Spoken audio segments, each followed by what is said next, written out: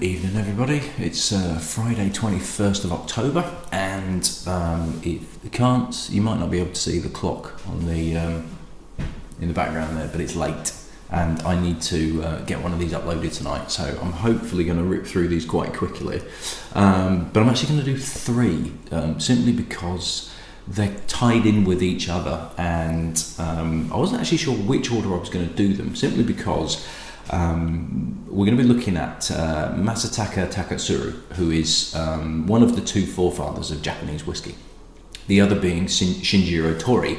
And Taketsuru worked with Tori and set up the Yamazaki distillery, which was Suntory's first distillery. But in 1934 left there to set up his own distillery in the northern island of Hokkaido, which was Yoichi. And later on in 1969, then set up the what was called the Sendai distillery, and what is now known as the Miyagikyo distillery, which is on the main island. And there is they call it a pure malt, but it's actually a vatted malt of the two malts together, which is called Taketsuru. So what I was trying to decide for the last couple of days is, do I do the Taketsuru first and then do Yoichi and Miyagikyo, or do I do the two single malts and then do the Taketsuru afterwards? So I'm going to go with the Taketsuru first, do a little bit of information about Taketsuru, and then we'll look at the two distilleries. So I'm going to do the Taketsuru Pure Malt, which is a 12-year-old.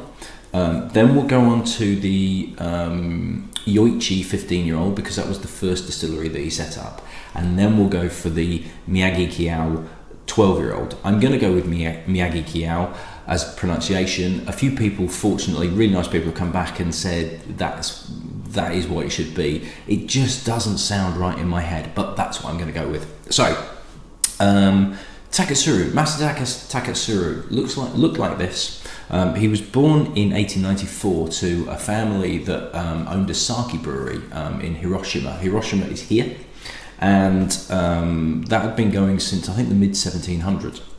And in 1918, he moved across to Scotland to study organic chemistry or organic engineering? It was organic something. I've written it down and it's gone. Yes, organic chemistry, organic engineering. What on earth is that? So he was there for about a year. Then he moved and actually worked at the Longbourn distillery. He did a stint there.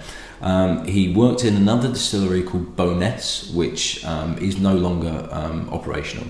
And then he spent, it was about 8 months at the Hazelburn distillery in Campbelltown.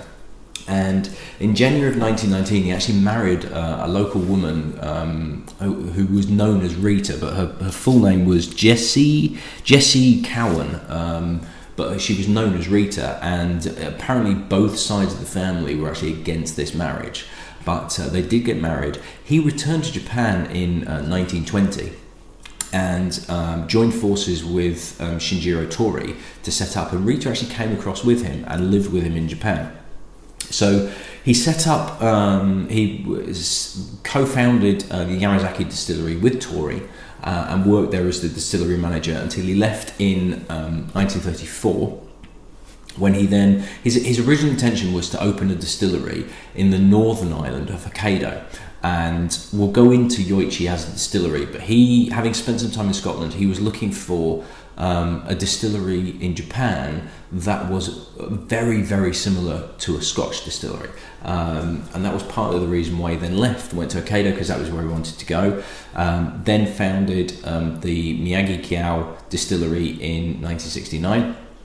And we find this, the Taketsuru. So this was a sample very kindly donated to me by James Booth, not James Hope, James Booth. James Hope was the one that lived in Sheffield. James Booth was the one that lived in London that sent me a load. And this is what the bottle looks like ordinarily. And I think the 12-year-old has been discontinued. Actually, on the Nikka website, they talk about a 17-year-old and a 21-year-old. And the Whisky Exchange is selling a non-age statement version at 48 quid. And I have a feeling that the 12-year-old is no more. Now, it looks like Nikka have done some changes with their lines, their ranges.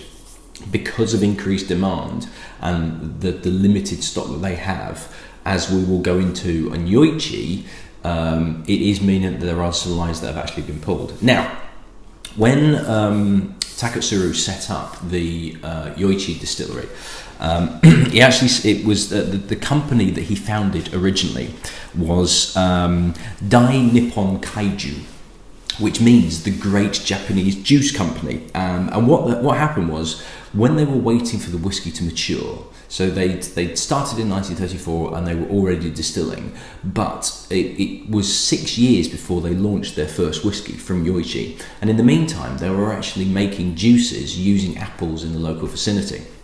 So when was it? 1952, the company name changed from Dai Nippon Kaiju Company to Nikka, and Nikka is from the Ni from Nippon and Ka from Kaiji.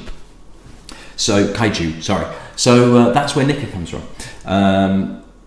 So the Taketsuru is it's called Pure Malt, which is essentially it's a vatted malt, blended malt, whatever you want to call it. But Pure Malt seems to be kind of more the Japanese term for vatted malt or blended malt. But it is a combination of. Apparently it's more Miyagikyo than Yoichi, but it is a combination of the two, hence it not being a single malt.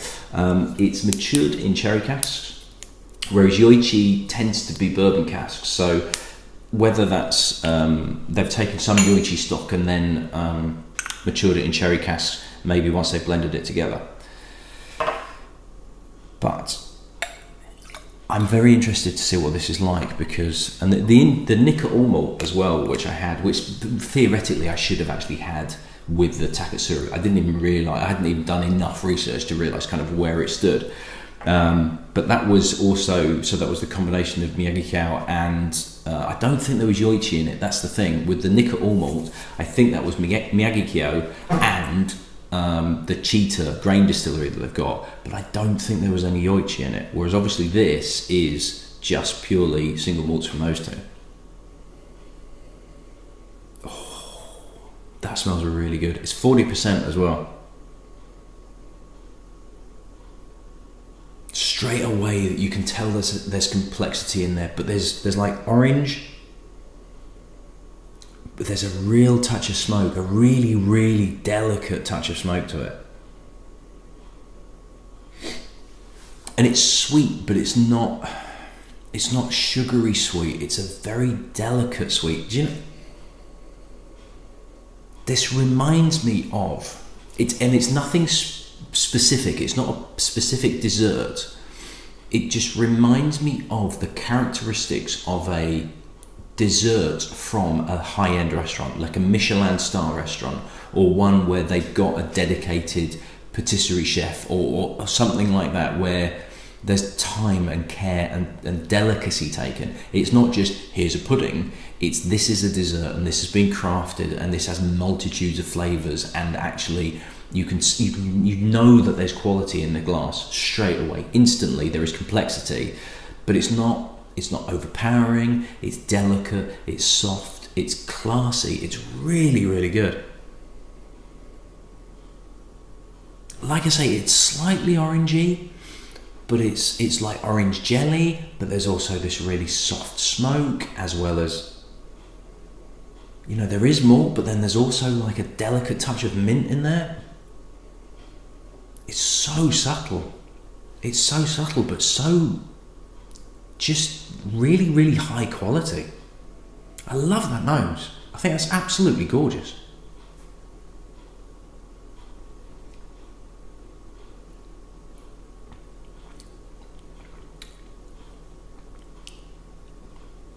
And again, delicate. It's it's really, really high quality Japanese. And I mean Japanese as in, Japan is very, as a culture and as a people and as a nation that I've encountered, which I've never been there.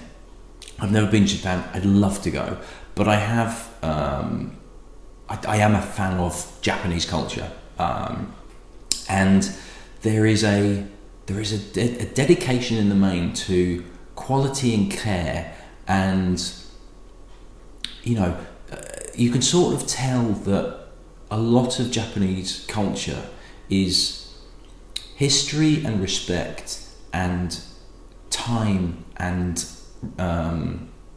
dedication, and just kind of like there is thought involved, and there is history involved, and there is relevance to the past as well as the future, and they're not afraid to experiment, but they also bear in mind where they've come from and where they've been, and what has led you to this point. And this just screams out quality and style and class, and it's delicate. It's not a powerful whiskey, but there is slight smokiness to it, and there is a sweetness to it, and it lasts. It really lasts.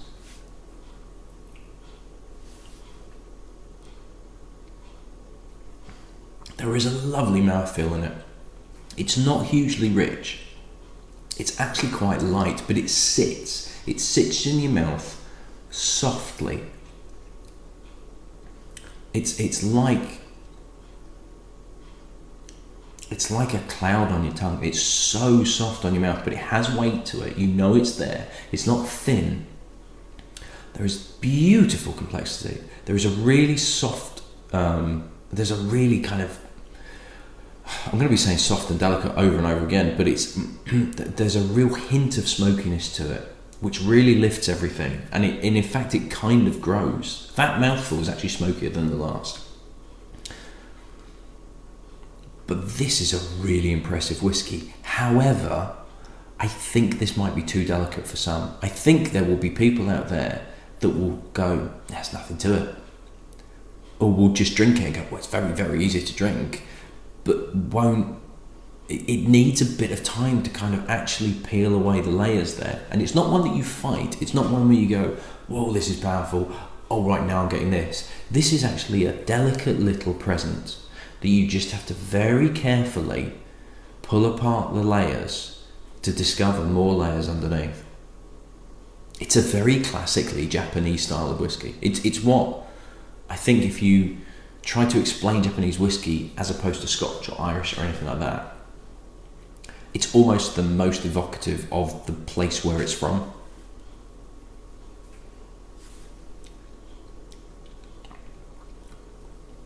I think that's absolutely gorgeous. And that smokiness develops. It's not obvious, that's the thing. It's really on the finish, but what it does is it increases the finish and makes that finish last even longer. That is beautiful.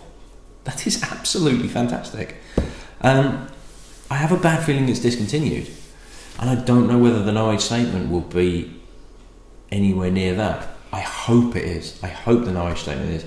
48 quid for a no age statement is expensive, but it's Japanese, and Japanese whiskey prices are going up and up and up. So all in all, it's around about the price that you would be expecting to pay. If the no age statement is anything like that, it's bloody good value for money. Right, quick rinse out, and then we will crack on with the next one. I'll see you then. Cheers.